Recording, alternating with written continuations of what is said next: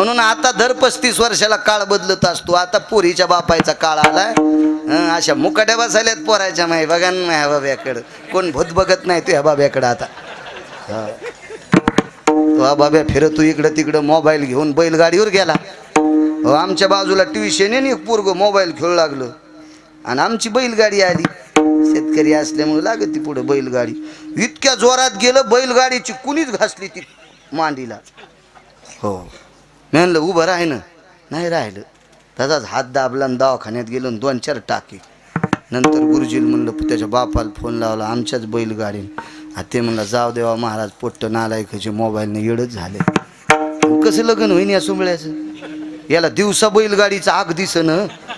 हा हा तर ती एवढी सांभाळणं इतकं सोपं आहे वय ते. वा वा वा वा वा. ज्याचे लग्न राहिले त्याने हिशोबात राहा जरा.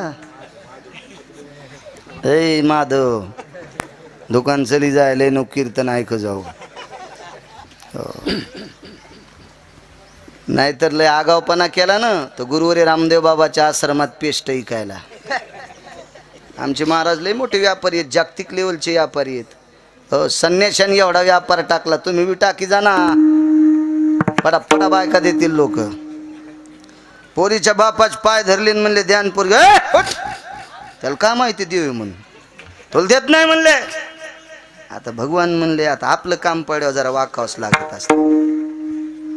वाकावंच लागते मोठ्या मोठ्याला पण. काही वेळेला ज्याची गुल्प शाट झाली त्याला पण तुम्हाला हात जोडावं लागते. तर हा आहे ना. तिथून पुढे तुम्ही कमराच्या गोळ्या घेतल्या असत्या. इतकी दुखली असेल कमर. मानन कंबर लक्ष द्या. गुलूप शाट झालेली पण. हो ते असतंच तसं. ते देवान विचार केला आता आपण गुपचिकत बसावं. म्हणले बघा ना आमची सोय काहीतरी. उठ म्हणलं नाही एकदा. इतका पोरीचा बाप. दादा लग्न करायचंय ना. अरे मग कोणाला पोरगी देत असते का. कोणाला द्यायची. पैलवानाला. आणि कोणासोबत कुस्ती. मायासोबत. जे पोरीच्या बापाला कुस्तीत पाडीन त्या जावायला पोरगी देईन. हे झाडाच्या बाजूला गेले पितांबर सोडा आणि त्याची लंगुटी केली शर्ट फेकून दिलं आणि थापतेला दण. आता सम आला.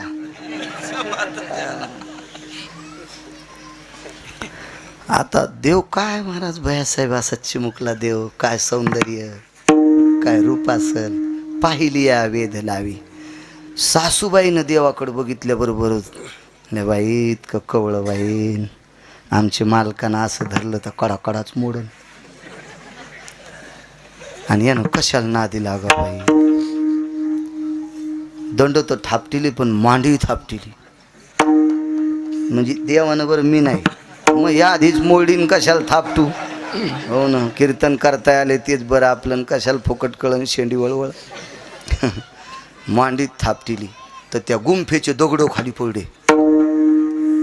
इतका आवाज. सासूबाई म्हणल्या माय दिसायला तर इतकंसं पिचुरं दिसतंय आणि मांडी थापटिली दगड पडली बाई. देव म्हणला असं आत्या मामी. आत्या नाही का मामी जराशी थांब माय मामी. कळण तुला जावाय किती कार येत. पण चांगुलपणा हाता बाईनं मालकाला सांगितलं मालक लहान लेकरासोबत कुस्ती खेळू नका. अरे तेच खेळ म्हणताय. जामवंत माग. मामा माग नका मी पुढे. पाय किती रगिले म्हणजे बघ. आणि मग काय कुस्ती सुरू झाली. 27 दिवस 27 रात्रा कुस्ती. 28व्याची दर्शन घेतलं आणि पोरगी देऊन टाकली. 7व्या अवतारात मेली पण लग्न नाही केलं. आणि 8व्या अवतारात बापाला भांडून घेतली. नवल केवढे. काय जीवन आहे महाराज मागचा अवतार. किती किती किती मोठं नाविन्य.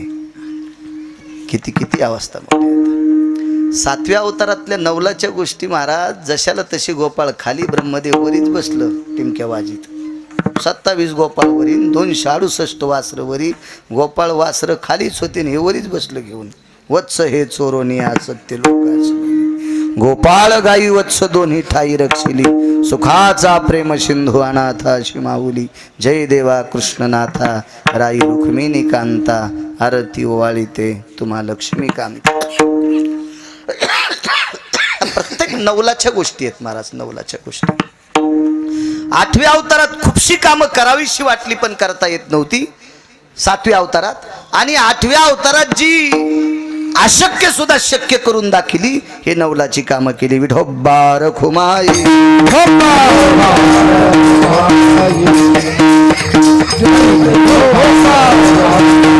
भगवंताचा जन्म मथुरेत झाला. मथुरेत जन्म झाल्याच्या नंतर विश्वाच्या मालकाला सुपात ठेवलं आणि सूप ते डोक्यावर घेतलं. देवकी माता सात्विक होत्या. या देशाची सर्वात मोठी जडवड संपत्ती काय असेल त्या देशाची स्त्री आहे. भैयासाहेब, भारतात सर्वात वजन कोणाचं मोठं असेल तर पुरुषाचं नाही, महिलांचं आहे. आपली पुरुष प्रधान जरी संस्कृती असेल तरी पण या देशातल्या स्त्रीचं वर्चस्व मोठं आहे. का? कारण या देशातले सात्विक लोक जेवढे जन्माला आले तेवढे या देशातल्या स्त्रीच्या पोटी जन्माला आले. विवेकानंदांचा जन्म याच भारत देशातल्या स्त्रीशी. रयतेचे राजा छत्रपती शिवाजी महाराज, धर्मनिरपेक्ष महाराणा प्रताप, ज्ञानोबाराय तुकोबाराय, ही सर्व मोठी संत जी जन्माला आली का या भारत देशातल्या स्त्रीच्या पोटी जन्माला आली. एवढी पवित्र स्त्री या देशाची जडवड श्रीमंती आहे. माझ्या महिनो काल संक्रांत झाली. एक जाता जाता एक वाक्य सांगतो. तुम्ही इतक्या मोठ्या आहात, इतक्या मोठ्या आहात, काल्यावर बोलतो 5 मिनिटं 2 मिनिटं तुम्हाला. या देशातल्या स्त्रीनं भैयासाहेब मालकाला जर मदत केली तर तो देवासोबत युद्ध जिंकतो. देवासोबत युद्ध जिंकतो. देवासोबत. गणेश बुवा, एक बाई युद्धाला नवऱ्यासोबत गेली. आवर्षण पडलं, पाऊस बंद झाला, शुक्राचा अस्त झाला आणि युद्ध करण्यासाठी वरी गेले स्वर्गात. पण युद्ध करता करता रथाचा आखच मोडला. बाई रथातनं खाली उतरली आणि मनगटाचा आख केला. विजयाचा गुलाल राजाच्या अंगावर पडला. मागं फिरून पाहिलं तर बायको दिसत नाही. ती म्हणली, मालक ताण घेऊ नका, मी मेले नाही. त्याला वाटलं कोणाचा बाण लागला आणि मेली. म्हणजे मी नाही मेले, मी खाली आहे. हात रक्ताबंबाळ झालता. मनगटाचा आख केलता, मनगटाचा. तिने जर आख नसता केला ना अशोकराव तर रथ खाली पडला असता आणि युद्ध जिंकता नसता आलं. बाईच्या ताकदीनं राजा दशरथ स्वर्गातलं युद्ध जिंकले. इतकी देशातली बाई मोठी आहे. आणि बायको विरोधात गेल्यावर तोच दशरथ राजा आथरुणात घुसमटून मेला. ज्या बायकोनं मदत केल्यामुळं देवासोबत युद्ध जिंकलं, इतकी बायको मोठी असते. आणि ती विरोधात गेल्यामुळं आथरुणात घुसपटून मेला, इतकी बायको खट्याळ असते. म्हणून मदतीचं काम करत जा की जेणेकरून आपल्या नवऱ्याचा पुरुषार्थ वाढेल, त्याची छाती उंच होईल. असं काम करत जा. राहिला प्रश्न, ती मगाचं कमेंटचं सांगत होतं, मी बोलता बोलता राहिलो. एका बाईनं कमेंट टाकली होती. आता मला मोबाईल नाही तर ते सोबतचे सांगते. तुमच्या कीर्तनाला एक कमेंट आली. एक बाई म्हणली, महाराज माझा नवरा पाया पडायच्या लायकीचा नाही. माझा नवरा पाया पडायच्या लायकीचा नाही, तो इतका नालायक आहे. तर दुसऱ्या दिवशी त्यांना ज्यांच्या मोबाईलवर पाहिली त्यांना त्या बाईला म्हण की आता दुसऱ्या दिवशी कीर्तन ऐक तरी तुला पाया पडावं लागेल. त्याचं कारण सांगतो. नवरा नालायक जरी असला तरी पाया पडा. याचा एक मुद्दा सांगतो तुम्हाला. नवऱ्यानं जर नालायकपणा केला आणि त्याचा नालायकपणा पाहून जर बायकोनं नालायकपणा केला भैयासाहेब, तर या दोघांपासून जन्माला आलेल्या चिमुकल्या वासरायनं कुठं जायचं? लेकरायचा काय दोष आहे? त्या जन्माला आलेल्या मुलीचा काय दोष आहे? दोघांनं जर नालायकपणा केला तर तुमच्या लेकरायचा उन्हाळा होईल, तुमच्या लेकरायचं रान होईल. सैरा वैरा रानातल्या पक्षासारखी तुमची वासरं कुठंतरी जातील. म्हणून नालायक नवऱ्याच्या पाया पडा. याचा अर्थ आहे तुम्ही लिंता घ्या. त्यानं किती जरी नालायकपणा केला आणि तुम्ही लिंता घेतली आणि जीवन जर गोड जगल्या तर चिमुकल्या वासरांचं कल्याण करायची ताकद या देशातल्या स्त्रीमध्ये आहे. या भारत देशाचे हिरे म्हणून तुम्ही तुमची आपली लेकरं चमकताल आणि नवऱ्यानं बायकोनं दोघांना जरी नालायकपणा केला तर हे निष्पाप वासर या इंटरनेट जगातल्या वाहटोळीत हुरपाळून जातील. हुरपाळून जातील. तुम्ही यमापाशी काय जबाब देताल, वरी देवापाशी काय जबाब देताल. म्हणून एकानं जरी नालायकपणा केला तर एकानं लिंता घेत जा. माणसं ऐकण्याच्या पात्रतेत नसतेत. या देशाची स्त्री कवळ्यांत करण्याची असती. तुम्ही ऐकू शकतात माझं, म्हणून मी तुम्हाला पायाला हात लावून विनंती करतो. आपला संसार मोठा, आपली लेकरं जर मोठी करायची असतील तर कधी कधी नालायकाचं, ठीक आहे, मायबापाचं नाव करण्यासाठी तुम्ही जीवन जगता, त्याबद्दल दुमत नाही, पण आपल्या लेकरांसाठी कधी लहानपणा घेत जा. याच्याकरता म्हणतोय नवऱ्याच्या पाया पडा. मी काय फारसा परमार्थ म्हणून म्हणत नाही, फायद्यासाठी म्हणतोय. विठाला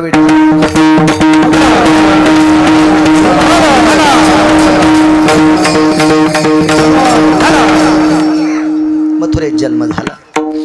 सुपात घेतलं, गोकुळात आणलं.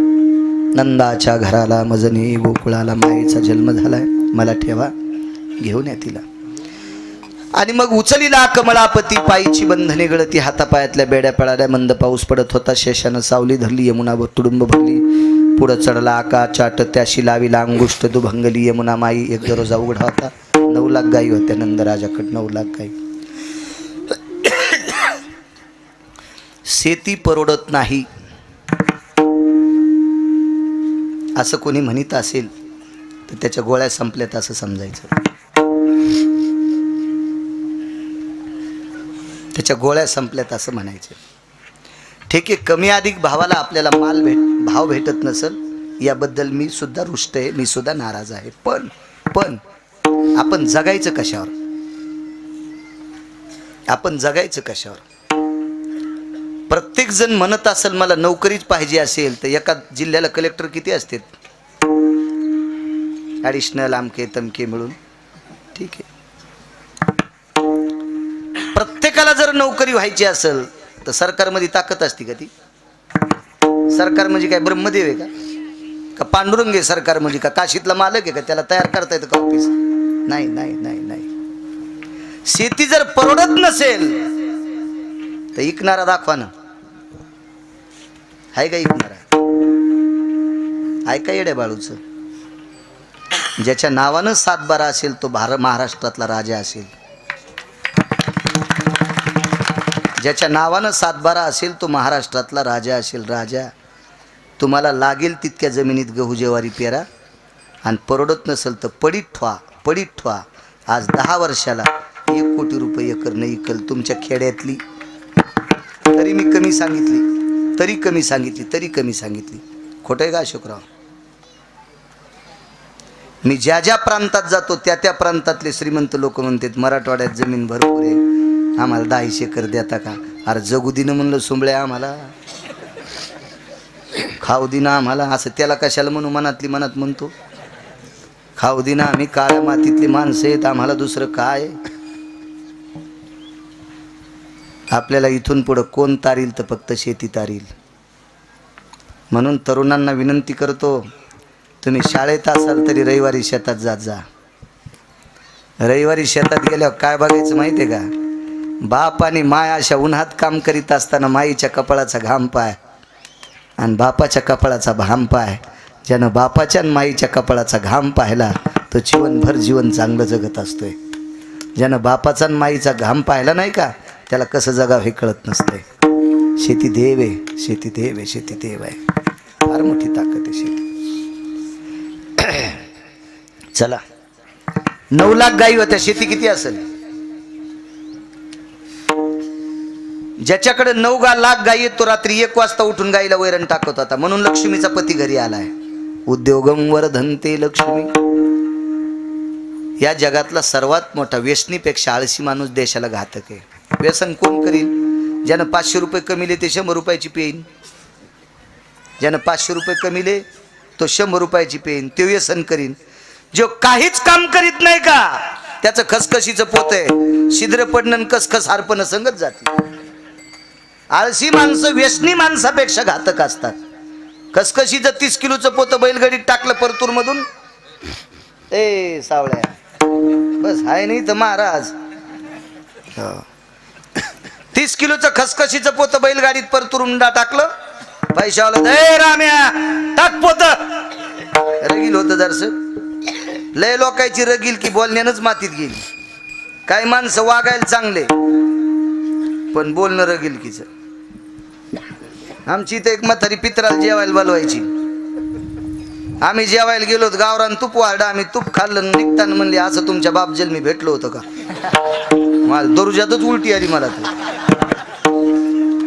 आणि पळी पळी तूप वाढा आम्हाला, आणि बाहेर निघताना म्हणली तुमच्या बाप जन्मी का खाल्लं होतं का. भडा भडाच उलटी आली. 1,00,000 महादेवाला बेल व्हायला, आणि पप्प्याचा बाप म्हणला जेवण आजच्या दिवस काय तुमच्या पोटात बरम्या नांदायला. उपाशीच मेला पप्प्याचा बाप, आणि महादेवाला 1,25,000 बेल व्हायला. तर कशा बायको असली की जीवनात उदंड फजिती असती. आम्ही घोडी घेतली गणेश बुवा, शेतात जाल दुसरा नाद नाही काही, मग शेतात जाला घोडी. त्या घोडीवर बसलो, ते म्हणला घोडी चांगली, पहिली दुसरी तिसरी तिन्ही चाली चांगल्या होत्या, त्याला 10-11 रुपये इनाम द्यायला. मस्त घोडी होती आहे की नाही बाप्पा. त्या घोडीवर बसलो मी आयटीत, पण त्या घोडीला एक खोड होती, ती लोंबकळलेल्या बोरी खालून चलत होती. रिकीबीत पाय गुतला नाही, उडी हाणली भैयासाहेब म्हणून जमलं नाही तर थुत्तरवर बळडा असतं. वैकुंठवासी बापसाहेब मालकाचा शब्द आठवला, आंधळ घोडीशे पायंदळ भाला, आंधळ घोडीशे पायंदळ भाला ना अवकुसळ बायको शरण का भाला. काय करायचं. आणि तुम्हाला वाटतं का पैशावाले सुखी असतात बायकाय ना. विद्यमान कलेक्टर भेटलं मागच्या 15 दिवसात, फक्त नाव सांगून. कोणाच्या अंगाव गावऱ्या नाही टाकल्या पाहिजे ना, आपण त्यासाठी येत का कोणाची वाभाडे काढू नये. जिल्हा ताब्यात, जिल्हा ताब्यात 92 एकर जमीन बापान कमिली, पोराल कलेक्टर केलं, जिल्हा ताब्यात. डोळे भरून आले. म्हणलं काय झालं साहेब. काय नाही महाराज, 7 दिवस जनतेची सेवा करतो, आणि सुट्टीच्या दिवशी आईबापाकडे जावा तर 14 वर्ष झालं बायको जाऊ दे ना. काय वाटूळ असन ती, लय वाटूळ येत बाबा काही काही. हो चांगले चांगले झाडं पाडे काय काय वाटूळ. हा अहो 2-2 ट्रॅक्टरच्या ट्रॉल्या आंब्याच्या भरल्या, इतके आंबे उतरले, आणि वाटूळ आली ना आंबा बुडातून पालथा केला. काय वाटूळ. जिल्हा ताब्यात, जिल्हा ताब्यात. पंक्चर करून टाकला नवरा बायकोनं, पंक्चर. किती संसारात सुखी का त्याला. ती म्हणली 7 दिवस लोकांची सेवा करतो ना 8व्या दिवशी मायबापाकडे जातो. माया संकशाला लग्न केलं तुन हे. कलेक्टरला म्हणली बायको, कलेक्टरला. शेवजी कासाराची बायको सात्विक होती महाराज. किती सात्विक ऐका पुढे. माझ्या माईनो पांडुरंगाला मंजुळा वाहिल्यानं महादेवाला पाणी वाहिल्यानं लय मोठे पण येत नसतं. तुम्ही नवऱ्याला किती जीव लावता याच्यात तुम्ही मोठे आहात. नवऱ्याच्या पाया पडत नाही, महाराजाच्या पाया पडती. तू ह्या पापानं महाराज धोत्रा सगळं जळण चालती महाराजाच्या पायाला कपाळ घासायला. हे मला नाही कीर्तन असं. तुम्हाला आवडलं असं कीर्तन. मी काय तुमचं काय रोजदार आहे काय का. सुमळ्या गिमळ्या थोड्या चोंबळ्या थोडाच. मला नाही. तुम्हाला आवडलं असं कीर्तन. तुमच्या अंडरवेली बनेल धोल नाही आलो. मग वर्षाला पटेल असं कीर्तन. हे यायला पटेल हे तर उद्या मला साडी नेसून नाचितील. ते ना ज्यायला पैशाचा जोर आला त्या हरामखोरानं परमार्थाचं मात्र केलं. कोणाला बोलून त्याला पैसे द्यायलेत. तुमच्या घराला कुलूप लागन. कुलूप विठाला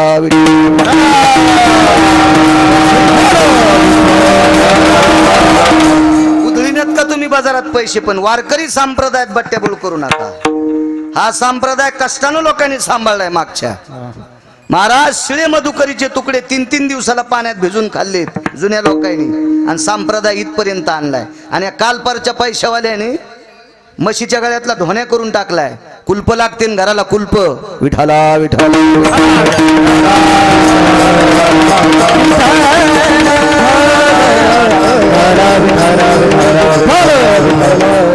पैशाचा माज नसला पाहिजे. मुंबईला गेलो त्या दिवशी कीर्तनाला, तर टोल नाक्यावर टाळे वाजणाऱ्याला 2.25 कोटीची गाडी. टोल नाक्यावर टाळ्या वाजणारा 2.25 कोटीच्या गाडीत बसतोय. आणि आपण कशाला अशा उड्या हाणायच्या कोकण्या शिवानी. इतकं जग पुढे गेलंय. हा पैशाचा माज कुठं नाही उतरला पाहिजे. देवापाशी लिंता असली पाहिजे, विठाला विठाला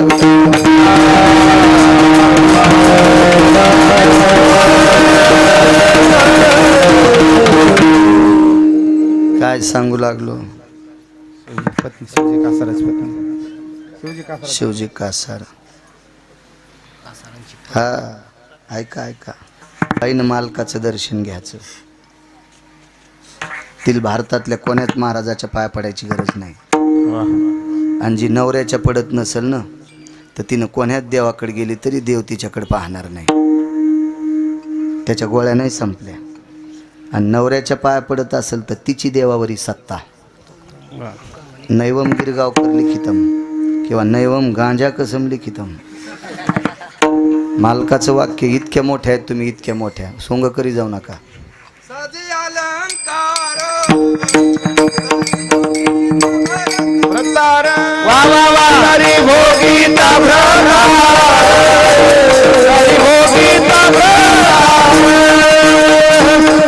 क्या बात आहे, वाह वाह वाह. साजे अलंकार घोकिता भरतार भोगिता जिचे होता दर्शन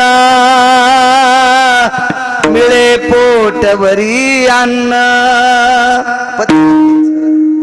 जी का भाग्याची आहे व तिचा पती तिचा देव. मानी व्रताराची बोली धन्य जगी ती माऊली. सोंग नाही करायचे. 1,00,000 महादेवाला बेल व्हायला आणि पप्याच्या बाप म्हणला जेवण. आजच्या दिवस काय तुमच्या पोटात बरम्या नांदायला उपाशीच मेला पप्याचा बाप. आणि महादेवाला 1,25,000 बेल व्हायला. बेल नाही व्हायलाच तो दगड टाकले.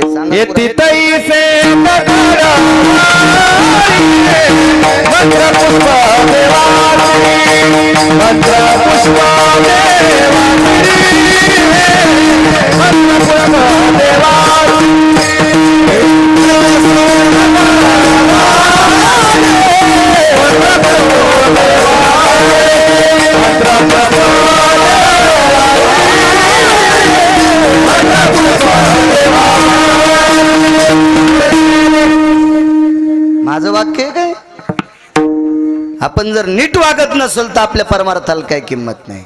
वागण्याला किंमत असते माझ्या माईनो. वागण्याला नवऱ्याला मालक म्हणजा, म्हणा जा मालक नवऱ्याला. कधी कधी धनी म्हणीत जा. नवऱ्याला धनी म्हणणार बाई आहे का तिच्या चपलाचं मंदिर बांधतो मी. हे म्हणते मेला आमच्यावर दगड का टाकायला. त्याचं कारण सांगतो भैयासाहेब.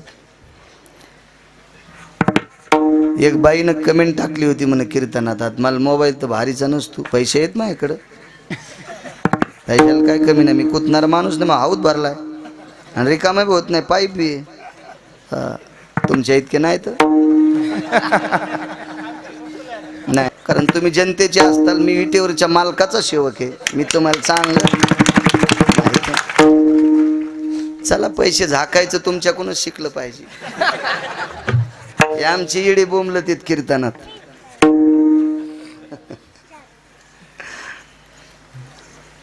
एक जण म्हणला महाराज हाऊत भरला म्हणजे किती पैसे आहेत. म्हणलं तुझ्या पाया पडायची गरज नाही, इतके येत. हाऊत भरला म्हणजे मला काय खासदार की आमदार की थोडीच लढवायची. आणि मी त्या ह्याच्यापेक्षा कुठं कमी, हे माया पाया पडते. तर आपण इतके मोठे जरा हिशोबात राहत जा. आमचा पुतण्या म्हणला मला ग्रामपंचायत लढवायची, 9 एकर जमीन इकली, नाशिकला कडे कांदायला. चांगला चाली म्हणत होता, मस्त चाली म्हणत होता. लोक पाया पडत होते. संध्याकाळी रातच्या पाकिट घेऊन येत होता. ATM बंद असलं तरी बी. सरपंच व्हाल, 9 एकर म्हशी, 9 एकर जमीन, 14 म्हशी, 20 गाई. बापेची माहिती गेली नाशिकला आता खडे उकरायला. म्हणलं कसं गार लागायला आता. आता भाऊ हाच का पुन्हा सरपंच नको म्हणला, मरूस तर काहीच नाही ना आता होतोय तू. आपल्या लोकांना यायच्या नादी लागायची. यायला खुर्च्यात बघायचं आपण, आपल्याला हीच खुर्ची बरी आहे महाराजांची, आहे का नाही.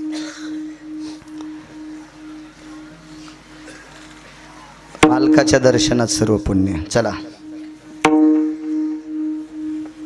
मुलगा वारला, शेजारणीनं कानात सांगितलं शिवजी कासाराच्या पत्नीच्या. बाई सात्विक होती हो, नवऱ्याचा आदर करणारी होती. पण शेजारणीनं कानात औषध टाकलं. काय तू ह्या नवऱ्याला कळतं का ग? उठलं की सुटलं तुकाराम महाराजाचं कीर्तन.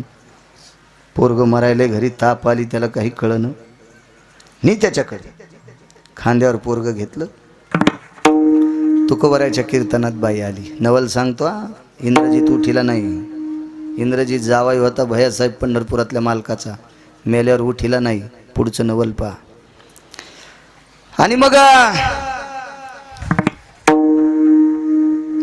कीर्तनात काही ठराविक मावल्या बसलेल्या होत्या. तुकोबरायच्या कीर्तनाला गर्दी कसली आली? तर काळ इंटरनेट नव्हता, मोबाईल नव्हता, काय नव्हता, स्पीकर नाही, लाईट नाही, मशाल लावलेली, 14 टाळकरी. पण योग इतका होता महाराज. श्रोते कमी होते पण दर्जेदार होते. तुकोबरायच्या कीर्तनात मंबाजी गोसावी बसत होते. मंबाजी गोसायला उठवायला सकाळी शिवशंकर येत होते. कानात शंख वाजित होते. उठा. आपल्या स्वप्नात तरी शंकर आहेत का? इतके मोठे मंबाजी गोसाई. अनगडशा फकीर तुकोबरायच्या कीर्तनात. कोण फकीर? दुकानात धुपन काढतो तेव का? अनगडशा फकीर ज्या भागात पाऊस पडत नाही त्या भागात चिमटा वाजल्याबरोबर पाऊस पडत होता. ला इलाही ला इल्ला, ला इलाही ला इल्ला, ला इलाही ला इल्ला, ला इलाही ला इल्ला. ज्या भागाकडे तोंड केलं त्या भागात पाऊस पडत होता. ब्रह्मवेत्याच्या अधिकाराचा फकीर तुकोबरायच्या कीर्तनात बसलेला.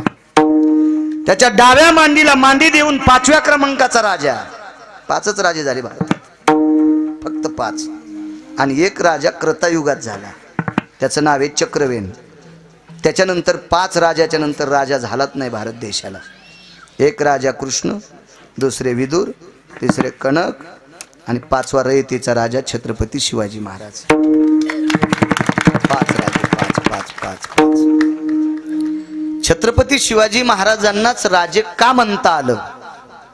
कारण तुकोबरायची कीर्तनं ऐकून, पायकीचे अभंग ऐकून जनतेची सेवा कशी करावी ही छत्रपती शिवाजी महाराजांना कळाली. म्हणून 5वा क्रमांक छत्रपती शिवाजी महाराजांचा लागला. आणि हा रयतेचा राजा, धर्मनिरपेक्ष राजा. महाराज, क्रमांक हा कोणाला येत नसतो. ठीक आहे, आमच्या मित्राला आदर्श रिकामी जागा पुरस्कार द्याला. रिकामी जागेतलं सांगत नाही, माईक चालू आहे. आदर्श रिकामी जागा राज्यपालांनी पुरस्कार द्याला. आणि 19व्या दिवशी आमचा मित्र लिव्हर फुटून मेला, इतकी दारू पित होता. राज्यपालाचा काय दोष आहे? ह्या मधल्या सुंबळ्याचा दोष आहे, पाठपुरावा करणार याचा. राज्यपालाला काय माहित होते एकच, हे जे खालची देत होते का कागदपत्र. मग मला सांगा, 19व्या दिवशी ज्याचा पोट फुटून दारून मरतोय त्याला आदर्श पुरस्कार देणं हे किती मूर्खपणाचं टोक आहे. पुरस्कार कोणी द्याला आणि कोणाला द्याला याला महत्व आहे. याला महत्व आहे. कुठं कसल्याही पुरस्काराला किंमत नसती. चला, काय सांगू लागलो? शुभकासार रयतेच्या राजाला 5वाच क्रमांक का? याच्यावर म्हणतोय मी. महाराज, तुकोबरायची संलग्नता आहे. तुकोबरायने दिलेला क्रमांक की राजे, तुकोबरायने राजेंनी विचारलं, तुकोबराय मला एवढं का मानता? पुन्हा तुमच्या नंतर राजा होणे नाही. एक सूत्र सांगतो तुम्हाला, एकच सूत्र. तसे 27 सूत्र आहेत छत्रपतींचे. तुकोबरायने ओवलेले बरं का. तुकोबराय, मी भंगीऱ्याचे कधीच सांगणार नाही, मला आवडतच नाही. एक तर वाचून सांगतो, अन्यथा चांगल्यांचं सांगतो, मधल्या बाजाराचं सांगत नाही. गरज बी काय. तर एक सूत्र होतं, कल्याणच्या सुभेदाराची सून. 6 स्त्रियापैकी ती, महाराष्ट्रात 6 स्त्रिया सुंदर होत्या, त्याच्यापैकी ती एक सुंदर होती. किती सुंदर होती? अमावस्याच्या रात्री तिच्या दाताचा प्रकाश पडत होता. कवीने वर्णन केलंय. अरे काळ्या रात्री चमकत होत जिच्या रूपाचं ऊन, अशी देखणी होती एका मुस्लिमाची सून. 5वा क्रमांक का आला? अरे तिला पाहुनी आई म्हणाला, अरे तिला पाहुनी आई म्हणाला, राजा तो शिलवान आनंदाने नांदत होती हिंदू मुसलमान, आनंदाने नांदत होती हिंदू मुसलमान. म्हणून 5व्या क्रमांकाचा राजा. वाद घालणारा नाही, जातीय तेढ निर्माण करणारा नाही. एक लक्षात ठेवा, कोणीही कोणाच्या जातीसोबत भांडू नका आणि कोणीही कोणाच्या जातीला कमी समजू नका. असं जर गंडला आला असेल तर ऐका गिरगावच्या बाळ्याचं.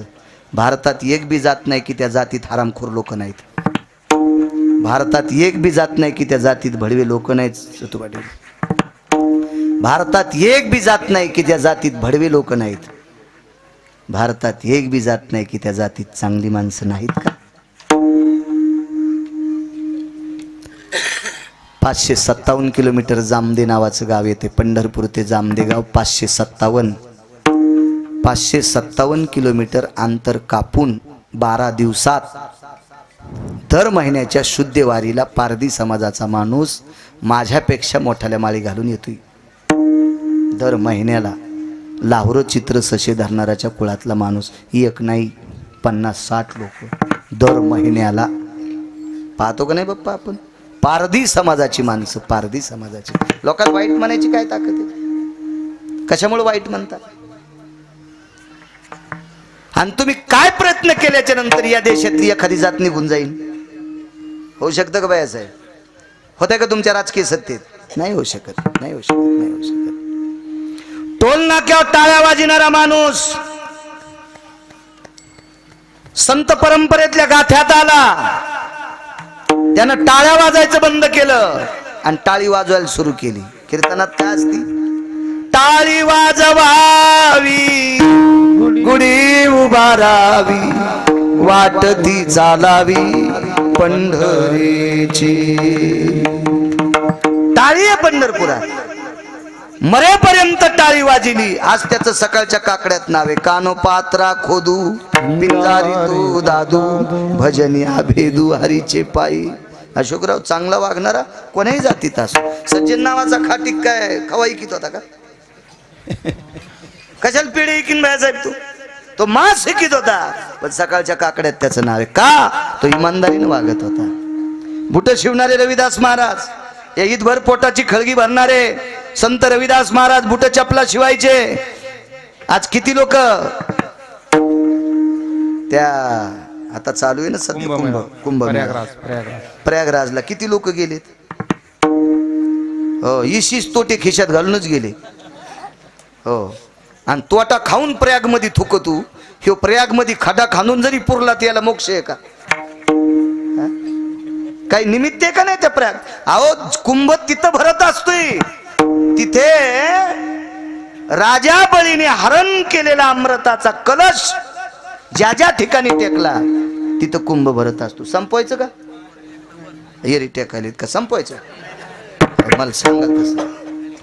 हो ना, टेका टेका टेका टेका टेका. आणि जिथे अमृताचा कुंभ टेकलाय तिथं जर तंबाखू खाऊन थुकत असेल ना, कशाला मरायला चालला बोंबल्या? काय तुला पुण्य भेटन तिथं? नाटकायचाच जास्त संचार झाला म्हणून गुण येत नाही. भानगड कशी झाली? एकाला सर्दी झाली, दवाखान्यात गेला, डॉक्टरनं गोळ्या दिल्या, सर्दी जास्तच झाली. पुन्हा तिसऱ्या दिवशी डोस वाढीला, तरी जास्तच झाली. डॉक्टरनं सांगितलं माणसाचा संपला, आता म्हशीचा राहिलाय. पण कंपाऊंडर म्हणलं हे मरण म्हशीचा डोस द्यायला. मग म्हणले याची सर्दी राहीन कशी? कंपाऊंडरनं बाजूला घेतलं आणि म्हणले सर्दीच्या गोळ्या खाल्ल्यावर काय खाता? म्हणलं मला लेचीचा आवडत यात. डॉक्टरला येऊन सांगितलं साहेब हे चिंचा खाते. त्याला सांगितलं मेडिकल खाल्ल्यावर तर सर्दी राहत नाही, 100-200 डॉक्टर खाल्ले तरी राहत नाही. पथ्य महत्वाचं आहे, पथ्य महत्वाचं आहे. आणि संप्रदाय सर्वात मोठी किंमत पथ्याला आहे. चला, महाराज राजा 8 पत्न्या सोडून प्रत्येकीला आई म्हणत होता, म्हणून 5व्या क्रमांकाचा राजा. आणि त्या राजाच्या मांडीला मांडी देऊन शिवजी कासार कीर्तनात बसलेत. पुण्यवान असेल शिवजी कासार. छत्रपती शिवाजी महाराजांच्या मांडीला मांडी देऊन बाई कीर्तनात आली. 10-5 बायका बसलेल्या होत्या आणि मांडीवर तिच्या पोरगं होतं. भैयासाहेब पोरगं मेलं. बाई रडू लागली, माय होती ती. महाराज कीर्तनात डोळे झाकून खाली मांडीवर पोरग रडू लागली. डोळ्यातलं पाणी पोराच्या अंगावर पडत होतं. शेजारणीनं मांडीला खुणवलं. नवल सांगतोय, मांडीला खुणवलं. माय कीर्तन ऐकायली रडते कशा करता? पोरग झोपलंय तुझं, तू ऐक ना कीर्तन. नाही ग म्हणे माय, पोरग झोपलं नाही ग, मा बाळ गेला माय, मृत्यू पावला ग, माझा बाळ मेला माय, माझा बाळ मेला. ते शेजारणीनं हळू उचकून विठ्ठल विठ्ठल चालू असताना ती बोलायची. तुकोबाराच्या कीर्तनात बोलायची काय ताकद. पण शेजारणीला राहवलं नाही. तिने विचारलं, बाई मेलेली माणसं मशानात नेत असतात, तू कीर्तनात कशाला आणलंस? तिचा कंठ दाटून आला. आवाज रे, कंठ दाटून आला. तिनं सांगितलं, बाई मेलेली माणसं मशानात जाळतात मला ज्ञात आहे ग, पण ह्या पोराचे बाबा कीर्तनात बसलेले इथं, त्यांना दाखवायचंय तुमचा बाळ गेलाय आणि याची अंत्यविधी करायची. मग उठणं म्हणे, तू जाय ना. किती सात्विक होती आता पा. शेजारणीनं सांगितलं, मी सांगू का तुकोबारायला थोडंसं कीर्तन बंद करा म्हणून? नाही म्हणे, नाही नाही नाही नाही, तुकोबारायच्या कीर्तनात विक्षेप नको, भंग नकोय. तिला एक आनंद वाटला, पोरग मेलं याचं दुःख आहे माझ्या माईनं. पण तिनं लक्षात घेतलं, लहानपण असल्यामुळं कीर्तन ऐकणं शक्य नव्हतं. याच्या पार्थिवावर तुकोबारायचे शब्द सुमन पडतात. किती पोरग पुण्यवान असेल. तुकोबारायचे शब्द त्याच्या प्रेतावर पडत होते. चिमुकलं बालक. आक्रोश करू लागली अंतकरणात. तोंड बंद केलेलं होतं, डोळ्याचा बांध फुटलेला होता. श्रीमंत श्री जगद्गुरु तुकोबारायच्या लक्षात आलं, शिवजी कासाराचा मुलगा मृत्यू पावला. बाईचा चेहरा पाहायला ती माय होती. महाराज काय दुःख असेल त्या माईला. तिचं अंतकरण भोंड्याविचित होतं, जीवन थरथरत होतं, हृदयाचा बाण फुटलेला होता, अंतकरण कापलं होतं तिचं.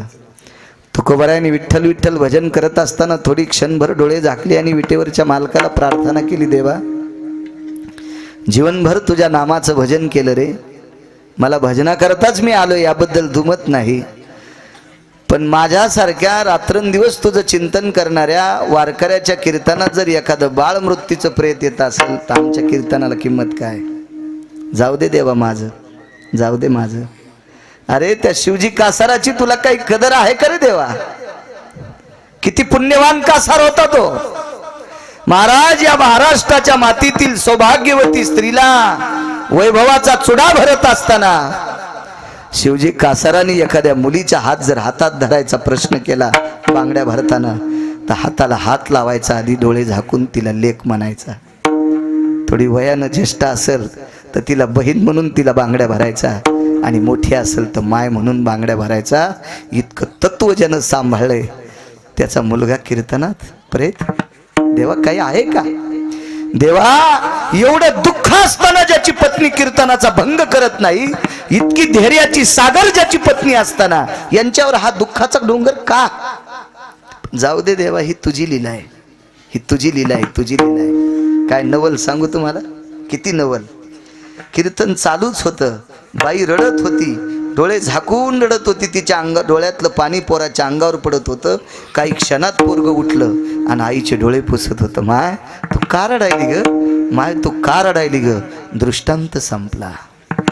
7व्या अवतारात जावाई उठीता आला नाही, 7व्या अवतारात जावाई उठिला नाही.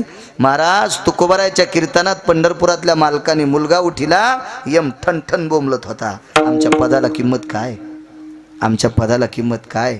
विटेवरच्या मालकानं सांगितलं, यमा शांत बस, हा शिवजीचा मुलगा आहे, शिवजी कासाराचा मुलगा आहे, तुकोबारायच्या कीर्तनात प्रेत आणलंय म्हणून मला उठवावं लागतंय. महाराज जावाई उठिला नाही आणि मारला कोणी? सासऱ्यानंच. लक्ष्मण सासरे होते, भावानंच मारला, तरी पण उठिला नाही. पोरीचं कुंकू शाबूत ठेवलं नाही आणि इकडं चिमुकलं लहानसं मेलेलं पोरग उठिलंय. काय स्वतंत्रता आहे? म्हणून मालक म्हणतात, नवल केवडे केवडे, नवल केवडे केवडे,